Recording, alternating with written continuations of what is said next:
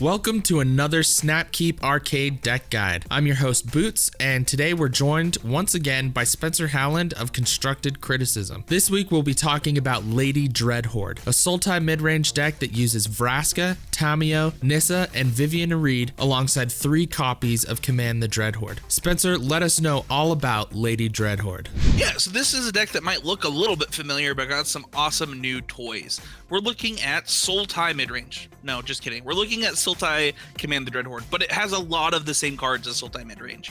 So one of the things that has become really, really popular has been the Command the Dreadhorde 4 and 5 color decks. So these are decks that play all the Planeswalkers they can, the Explore package, and they get them all back with Command the Dreadhorde after they go to the graveyard from dying or through Explore things, and they kind of just get this insurmountable advantage that way.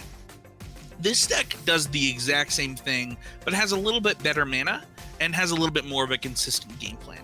So one of the things that I really like about the 3-color version, specifically this version of the deck, is you get to play Assassin's Trophy and Hostage Taker as removal and things like that. It was really funny. Early on in the format, my friend Matt Kling asked me, why aren't we just playing Tamiyo and Sultai? And I was like, I don't know. Do you think it's good there? And it turns out that Tamiyo, Collector of Tales, actually is just good in Sultai. You get back your Wildgrowth Walkers if you need them. You can get back your Krasis. And one of the things that's really cool about Tamiyo, and I'll kind of go off about this card for a little bit, is you get to play kind of less of different effects because you're playing it. Because I can just get back an Assassin's Trophy if I need it, or get back a Command the Dreadhorde after I mill it, or get back a Hydroid Krasis, I get to play less of them. And that's really powerful to do. It turns your deck into like not a toolbox, but like I can get anything I need kind of situation. It's not the same thing because, you know, Hydroid Krasis and Command the Dreadhorde basically do the same thing, but it is a really powerful card in the deck. And one of the reasons that you play something like Paradise Druid is actually your ability to just play Tamiyo a little bit early. It ticks up and goes to 6 loyalty, making it really hard to kill, and then your opponents can't target you with their discard spells and make you sacrifice different things, which has just been kind of powerful. So for our creatures, we have 4 Llanowar Elves, 4 Merfolk Branchwalker, 2 Paradise Druid, 4 Wildgrowth Walker, 4 Jadelight Ranger, 1 Hostage Taker, and 3 Hydroid Krasis. If you were to just look at this deck at a creature level, it's actually just not that different from a typical Sultai deck. You're playing basically all the same cards that you would be in Sultai, and you're pretty happy about it. The Explore package is probably the most important part of the creature package. It lets you, when you cast Command the Dreadhorde, regain basically all the life you lost. So what happens is you have 2 Wildgrowth Walkers in your graveyard that you've either put in there from Tamiyo activations or they died earlier in the game. Then you cast Command the Dreadhorde, you get 2 of those back, you get a Merfolk Branchwalker and a Jadelight Ranger, and all of a sudden, you know, while you paid that 4, 6, 9 life, and you're going to end up gaining 8 life from that play, netting yourself 9 life for a future Command the Dreadhorde. And that's just a really powerful play. And that's not even to mention the fact that you probably got a couple Planeswalkers in there too. You probably had a Vraska that died. Maybe you had a Vivien Reid that got countered. You get those back, and you just have immediate protection for your Planeswalkers that you get back with Command the Dreadhorde, and these very large, Wildgrowth Walkers and all that extra life to work with. The one of Hostage Taker is because I think it's actually just really good in the deck. Being able to get back a creature to remove another creature is really good. You could obviously play something like Ravenous Chupacabra or something along those lines, and maybe that ends up being better in the long run, but I do think that you want one of those effects in the style of a creature. So a lot of lists that I see, they run actually 3 Vraska Golgari Queen, where our deck runs 2. We're just taking that slot with a creature slot for Command the Dreadhorde. One of the things that we see is a decline in Hydroid Krasis, and Narset is certainly a reason for that to exist, but you're actually a pretty good deck at pressuring Planeswalkers. Your Vraskas kill their Narset, your Assassin's Trophy kill their Narset, and then you just have a bunch of creatures that can pretty easily get in 1 point of damage on a Narset. And the other thing is, in the matchups where they don't have that card, you just have this inevitability with Hydroid Krasis that you just don't have with other cards in the format. And because you're playing something like Tamiyo, you actually get to play less Hydroid Krasis. So I can get the effect of Hydroid Krasis with a little bit less of them overall. Assassin's Trophy is basically the only spell in the main deck that, interacts with your opponent. This is for a pretty good reason. You only have so many slots that you can afford after playing the Tamiyos, after playing the Vraskas, for this style of effect, and Assassin's Trophy being able to kill both, any type of permanent makes it kind of the perfect one to do that. Yeah, you draw one of them, you get to pick off the pesky thing that's bothering you, and then kind of just win the long game with Command the Dreadhorde, Tamiyo, and Hydroid Krasis. So the Planeswalker package we've picked is 2 Vraska, 4 Tamiyo, 2 Nissa that shakes the world, or who shakes the world. Oh my gosh, I can't even say the name right. And 1 Vivien Reid. Nissa's a really interesting one because when you have a Nissa in play, it's one of the strongest things you can have in play with that Hydroid Krasis. And then it kind of really does a good job of pressuring other planeswalkers. It also comes up to 6 loyalty.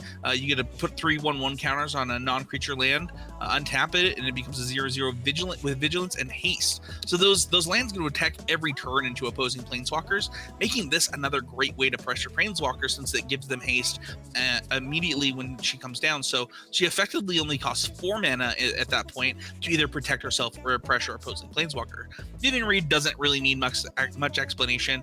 Vivien Reid is a great engine. Because you're playing Tamiyo, you can once again afford to only play 1 of this card, and it's really powerful. Weirdly enough, Vraska Golgari Queen is really, really good with Command the Dreadhorde because you can sit there and be like, all right, I'm going to attack with this Jadelight Ranger. Then I'm going to sacrifice the Jadelight Ranger to draw a card.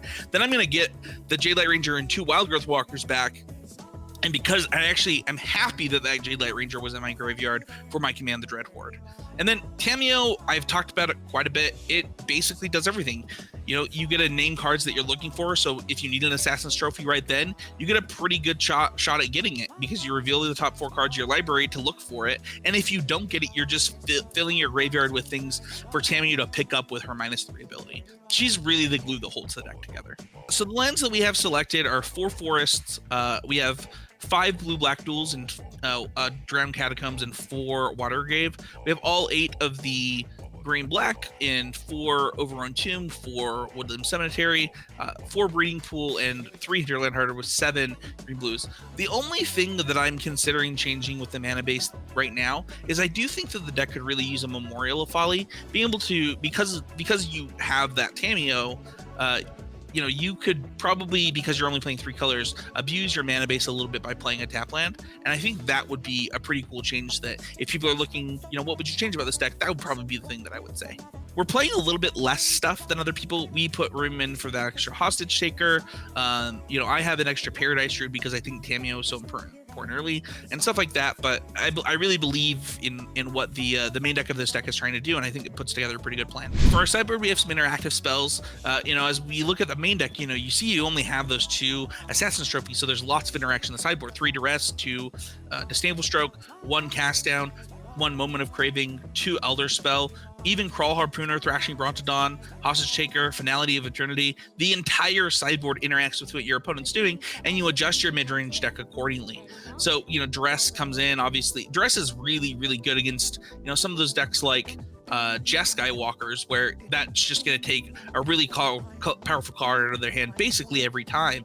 Disdainful Stroke, both good in the mirror match by countering other Command the Dreadhordes, as well as, able to pick off some of those big giant planeswalkers. Like, I don't know if you've ever played against a Sarkhan, listeners or viewers, but it's a tough uphill battle once it gets in play, and having the Disdainful Stroke for some of those big spells is really important. Cast Down and Moment of Craving just give you more cheap interaction against some of the aggro decks. You bring those in along with things like Kraul Harpooner and Thrashing Brontodon to be able to block a little bit more and stuff like that. Hostage Taker, once again, I think is really good in different types of mirror matches. Because we're playing ours in the main, we actually got extra sideboard room for the Kraul Harpooners, and Hostage Taker just is really good in those grindy creature matchups. Finality of Eternity is one that's been really interesting. You get to destroy up to 3 creatures with toughness X or less, and because this deck sometimes creates so much mana, in a mirror match, rather than playing something like Mass Manipulation that's blue, maybe that was too many blues, but you just get to kill 3 creatures at once with a Finality of Eternity, and that usually will be enough to swing the game in those matchups. I think Elderspell is a sad current must include. I know a lot of people are really high on the spell, putting in the main deck. I think 2 in the sideboard is totally fine. Once you combine it with Duress and Disdainful Stroke and stuff like that, it's pretty good. I think that if the format stays Planeswalker heavy, expect this card to continue to see play. But other than that, the only thing that I worry about with this deck, and it's actually why I made room for some Kraul Harpooners, is Mono Blue could make a comeback with this deck being super popular and some of the Planeswalker decks and things like that. So definitely watch out for how be prepared for, you could start playing against that soon. It's not popular right now, but it is something that I do expect could become more popular, and it's the reason that I put Kraul Harpooners on the sideboard. Thank you so much to Spencer Howland of Constructed Criticism for another deck guide. You can check out all of his amazing work at constructedcriticism.com. If you like this video, please subscribe to Snapkeep Arcade and hit that bell icon to get notified whenever we upload a new video. This has been Boots with Snapkeep Arcade. Thanks for watching.